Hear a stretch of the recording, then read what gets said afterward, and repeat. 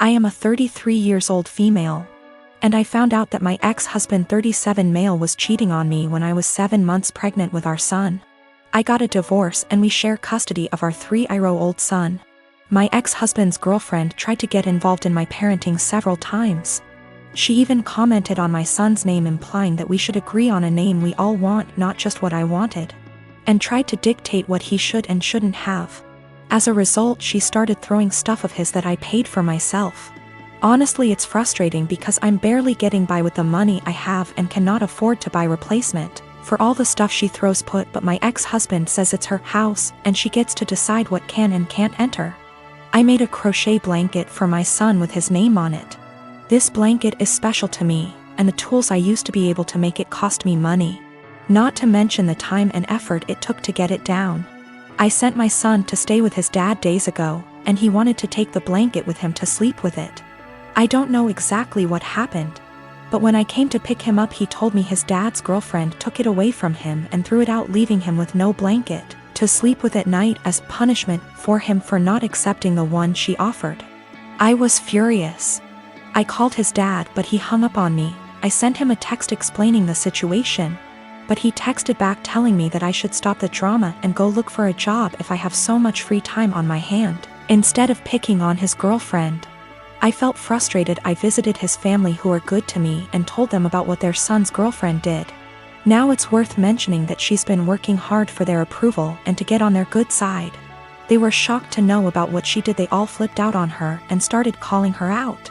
My sister-in-law took it further by putting this on social media, which made other family members see what she did. My ex-husband called me, yelling about my pathetic attempt to turn his family against his girlfriend. I could hear her freaking out in the background while he was lashing out at me, saying I ruined every chance she had to have a good relationship with her future in-laws. I hung up and felt absolutely horrible, even though I was just venting to his family about what happened and felt frustrated. I'm not sure anymore, since the whole family aren't speaking to her SI, that might have a lasting impact on their relationship with her. Since my wife and I got married 3 years ago, things have been off. I know that people grow and change with time, but around our wedding, my wife changed drastically.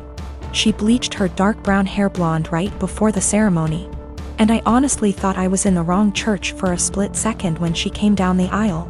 We moved into our house right after the honeymoon, and she went into full domestic mode. We'd shared cleaning duties before, but once we moved into the house, she became insistent on doing everything before I could even get to it. Since this is our first house, I thought it was some kind of homeowner nesting thing, but it never stopped. Her hair color is none of my business, and I think most people would be happy not to have to clean. So I honestly didn't really think much of either of those things at the time. The big thing has always been how closed off she got after the wedding. When we were dating, she'd tell me long rambling stories about her feelings and rant to me when she was upset and all that. And I liked hearing about what was going on inside her head.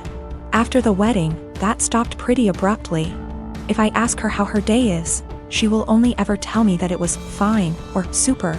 She doesn't talk to me about her feelings anymore, ever, even when I explicitly ask, "How do you feel about X?"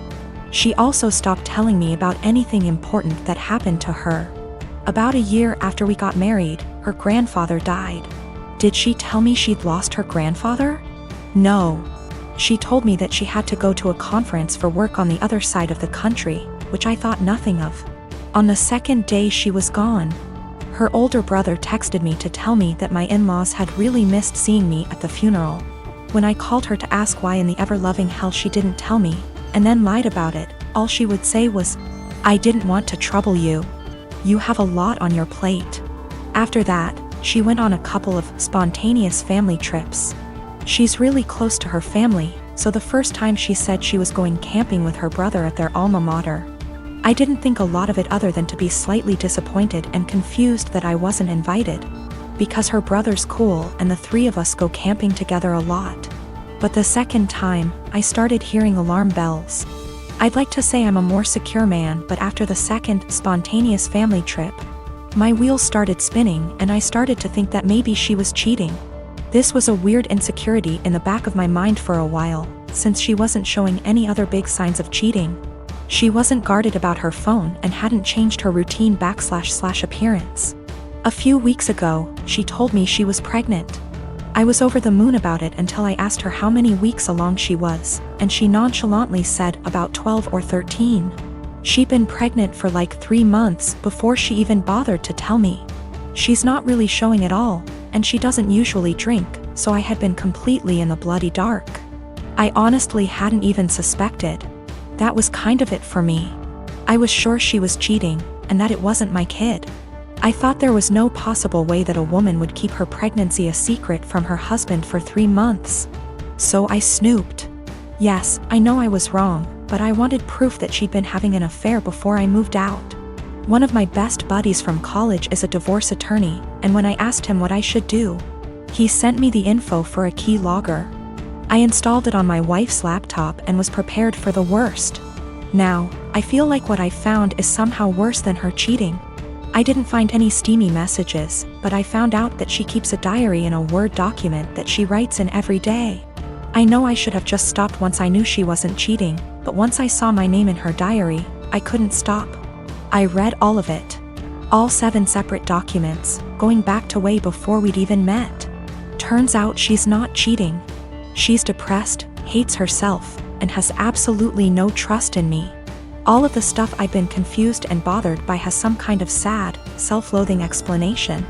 She hates having blonde hair, but she writes, I know he'd divorce me if I went back to being a brunette. Because wives are supposed to be blonde almost every week. The wives are supposed to be thing is tangled up in everything. She thinks wives are supposed to be quiet, which is why she doesn't talk to me anymore. She thinks wives are supposed to make things easier for their husbands, not harder. Which is why she didn't tell me when her grandfather died. It just goes on and on and on.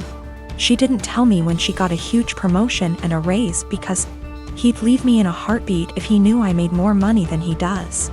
Men can't handle that. It hurt to know that she thinks of me as some kind of one-dimensional 1950s husband. And I've been racking my brain to think of anything I could have done to make her think this way.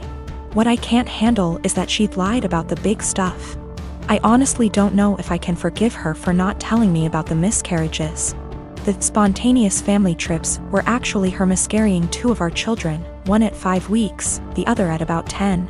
She went and stayed with her parents while she was recuperating, and her brother and sister came to support her. But not me. I didn't get to be there for her, because she thinks I would leave her immediately if I knew that she'd killed our children. She's convinced that she caused both miscarriages because she smoked pot for a long time before we got married. For what it's worth, it sounds like her family tried both times to get her to tell me, but she wouldn't. She finally told me about this pregnancy because her parents threatened to tell me she didn't. I'm just absolutely confused. I don't even know what to think right now.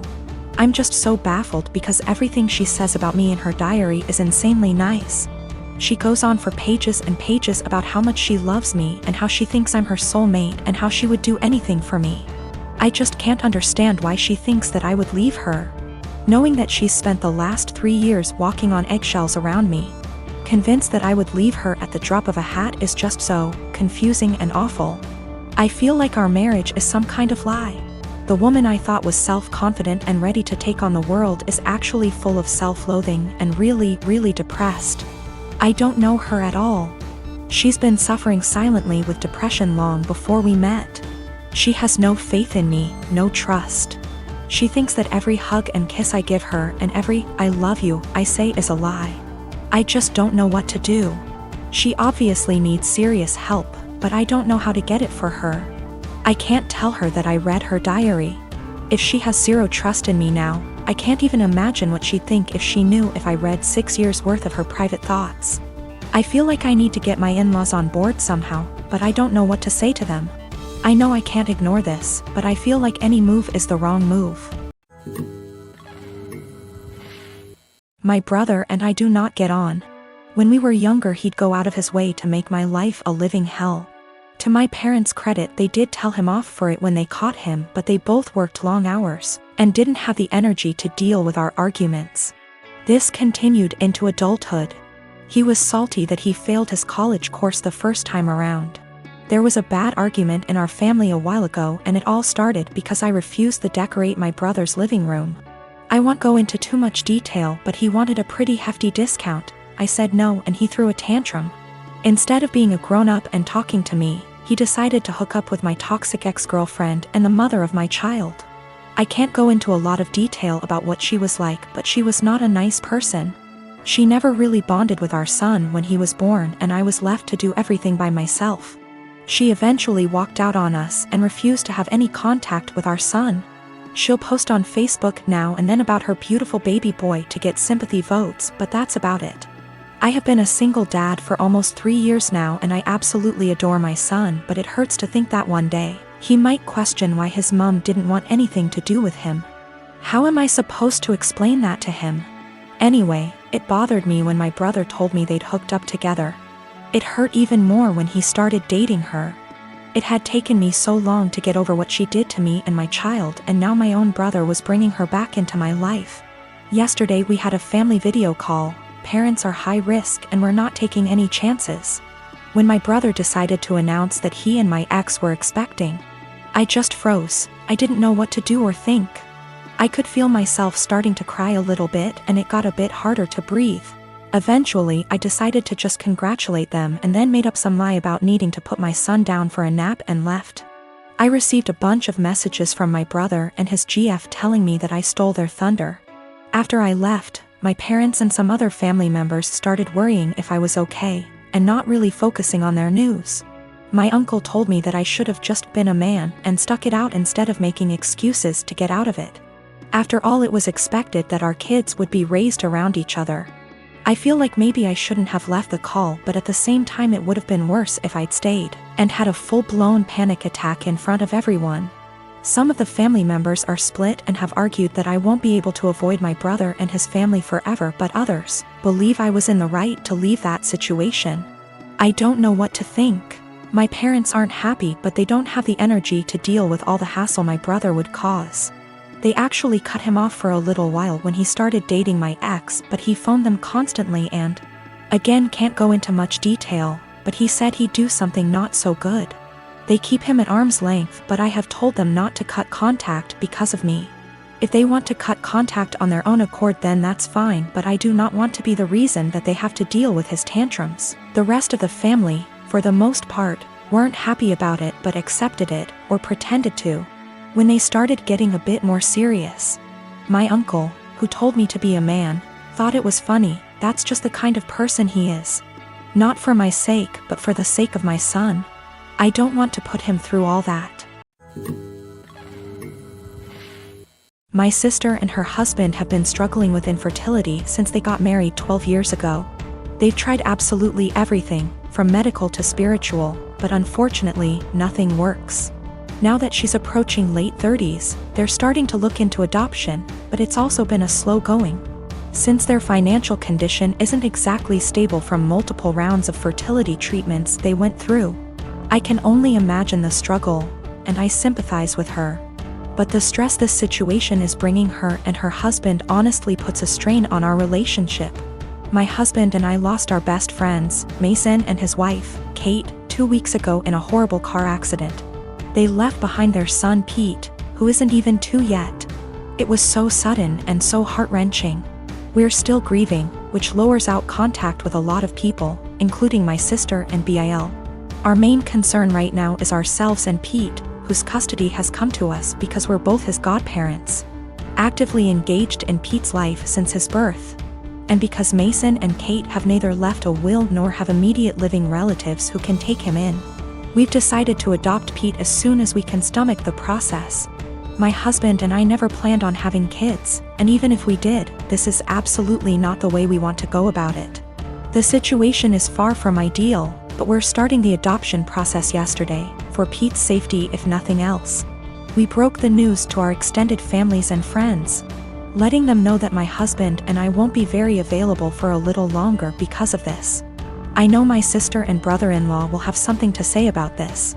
I'm prepared for a few heated text messages or voicemails. However, I didn't expect them to turn up on our doorstep, crying about how unfair it is that we were given everything they wanted, and how we didn't deserve to be parents because we didn't go through what they had to. I've never seen my husband so angry before. He's usually very mild and gentle, but recent events have stretched our patience to the limits. We kicked them off of our porch, and I told my sister before she left that since our pain inconveniences her so much, I won't have her around me and my family at all anymore. I know she made a fuss about it, and now everyone has something to say to us. We turned off our phones, so we don't know which ones are cursing us and which one aren't. I know some did //r. My husband and I are both in pain and grieving, and we can't trust ourselves to be objective. For the sake of disclosure, my husband and I are both men. No, this is not a case of homophobia. My sister, for all her fault, was the first person to accept me for who I love.